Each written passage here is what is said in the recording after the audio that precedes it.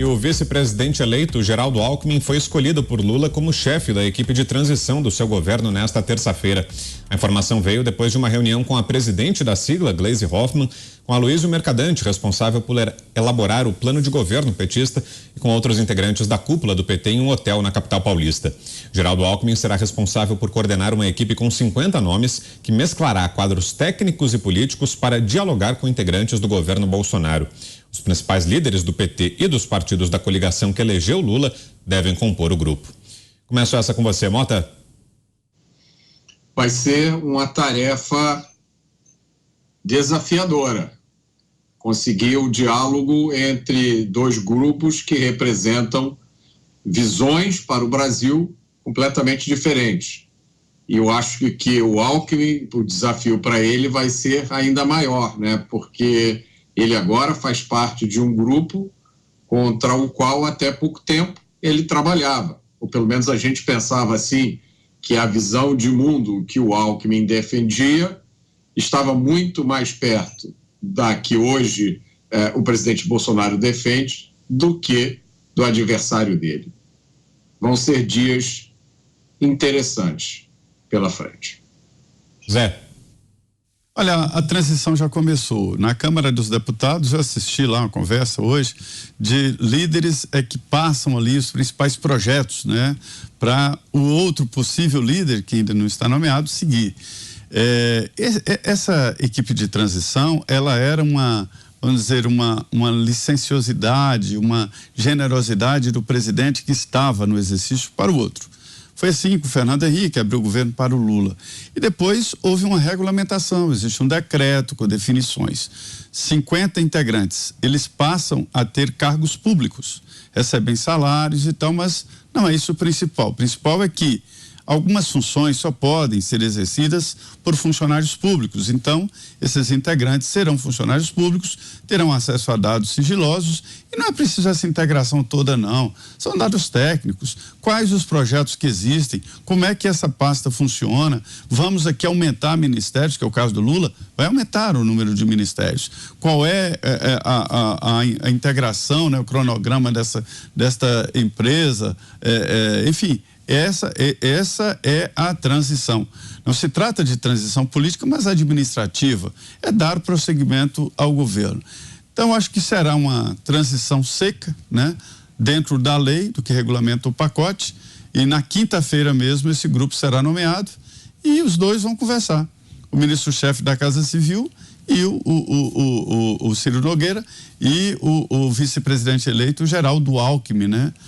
É bom, para não ter uma descontinuidade de governo, nada mais do que isso, nada de integração política, mas administrativa. Luciana. Olha, Vitor, ouvir Lula escalar Geraldo Alckmin para comandar transição e nomear quadros técnicos. Que quadros técnicos são esses? Primeiro, Geraldo Alckmin, que disse durante muitos anos, se o PT voltar ao poder, ele vai voltar à cena do crime. Sabemos muito bem o que a Lava Jato colocou aí para o Brasil, as verdades sobre as administrações petistas e como eles governaram o Brasil. Agora, que quadros técnicos podem ser esses? Eu estava vendo aqui mais ou menos as pessoas tentando achar alguns nomes que podem ser colocados na nova presidência aí do Lula. Então, assim, a Casa Civil pode ser para Rui Costa, Wellington Dias, Defesa, Ministério da Defesa pode chegar para Aldo Rebelo, que foi aí do Partido Comunista, né, durante muito tempo. A Justiça pode cair nos colos de Flávio Dino. E aí eu deixo a nossa audiência para fazer as suas buscas aí nas ferramentas de busca sobre Flávio Dino.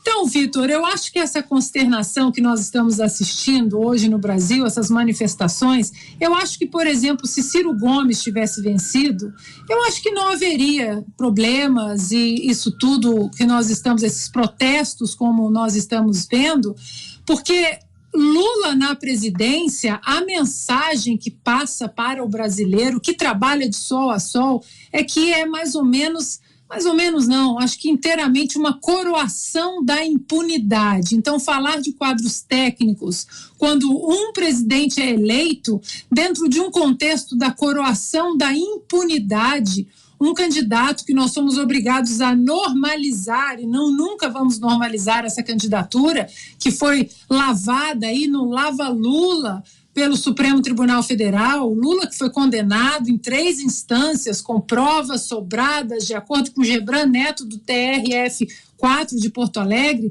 Eu acho que essa coroação, essa ode à impunidade é o que está incomodando o brasileiro. Não é, acho que dificilmente nós veríamos esse tipo de protesto se fosse Ciro Gomes ou uma Simone Tebet, mas como tentaram dar um ar de normalização à candidatura de uma pessoa que o próprio vice disse que queria voltar à cena do crime, é isso que está incomodando o brasileiro. Você, Fernão? É aquela coisa, né? Quando a mentira é uma agressão violenta à verdade que está diante dos seus olhos, ela toma um caráter diferente, que não é de querer se convencer de uma inverdade, mas de dizer que agora o que vale é a força bruta, né? Então, esse aspecto que a Ana Paula salientou é nítido, né? É por isso que o brasileiro está protestando e não por outra razão ideológica ou de alguma firula ideológica. É uma coisa muito mais nua e crua do que isso. Quanto à transição, o que vai acontecer, quer dizer, você teve um trabalho aí durante o período do Bolsonaro de desaparelhamento de várias instâncias do governo, as mais importantes e tal. Isso tudo agora reflui, volta para estaca zero, com mais violência, né? Eu só ressalvo, a Ana Paula misturou o Aldo Rebelo nessa mesma cesta. Eu endosso a honestidade do Aldo Rebelo. É um sujeito, embora tenha conceitos ideológicos diferentes dos meus, ele é um homem honesto, né? É outra esquerda, essa esquerda antiga, essa esquerda do que a esquerda sindical, que é essa que vem com Lula, né? Que está acostumada desde a criação a criar sindicatos falsos, ocupar esses sindicatos sempre na pancada, sempre com pistoleiro, sempre. Essa é a cultura deles, que é completamente diferente dessa turma antiga, tipo Aldo Rebelo e outros que sobrevivem por aí. Então, essa transição, por mais que ela passe alguns conceitos da administração pública mais básicos para não haver uma ruptura, é muito relativa, né? O que vem depois é aquela ocupação da cidade para ser saqueada, né? Como costumou acontecer durante todo o período do Lula no poder. Você, Paulo?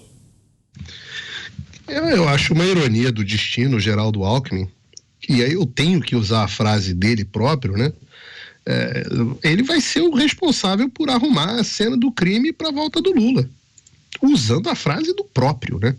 A Ana Paula comentou bem essa seleção do Dia das Bruxas aí, que vai ser o Ministério do Lula. E eu acho que a população tem que começar a se acostumar com isso, com essa nova realidade do Brasil, que é a velha realidade.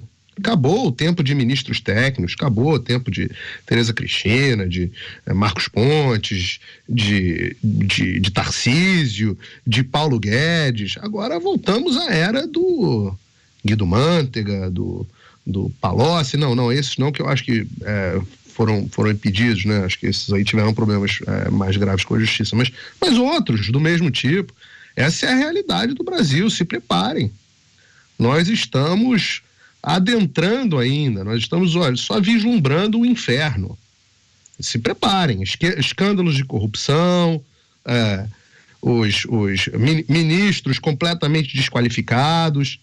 Essa é a realidade que vai se abater no Brasil. Nós estamos ali olhando, e era isso que tantos de nós tentávamos evitar que acontecesse, mas pelo visto, parece que vai se tornar realidade e deve se tornar realidade e é isso. Agora, que Deus tenha misericórdia do Brasil.